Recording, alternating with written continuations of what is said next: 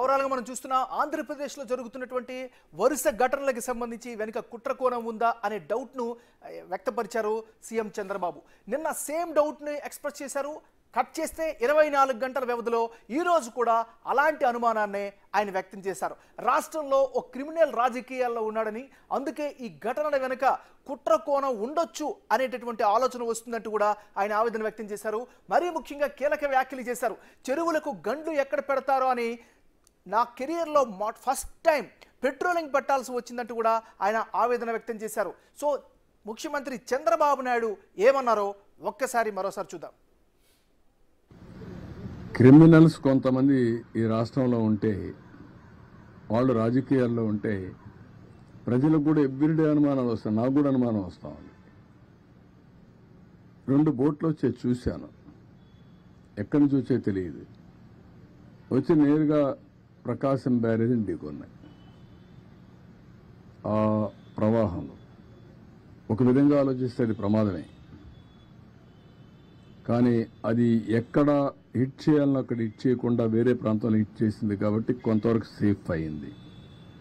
ఇప్పుడు దాన్ని కన్నయ్య నాయుడు ఈరోజు చూశాడు. ఏ విధంగా చేయాలి, ఎట్లా సేఫ్టీ ఆఫ్ ది ప్రాజెక్ట్ కాపాడుకోవాలనో కాపాడుకునే పరిస్థితి వస్తుంది. ఇప్పుడు చాలామంది దాని మీద దీంట్లో కూడా కుట్ర ఉందని అనుమానించే పరిస్థితికి వచ్చారు. ప్రైమా ఫేసి నేను ఆలోచించలేదు. కానీ ఒకసారి వివేకానంద రెడ్డి మర్డర్ చేసి గుండెపోటని చెప్పగలిగిన వాళ్ళు ఇలాంటివి కూడా చేయొచ్చేమో. ఆ బోర్డ్స్ వచ్చాయి. ఎక్కడి నుంచి వచ్చా కూడా ఇన్వెస్టిగేషన్ చేస్తాం. ఎందుకు వచ్చా కూడా ఇన్వెస్టిగేషన్ చేస్తాం.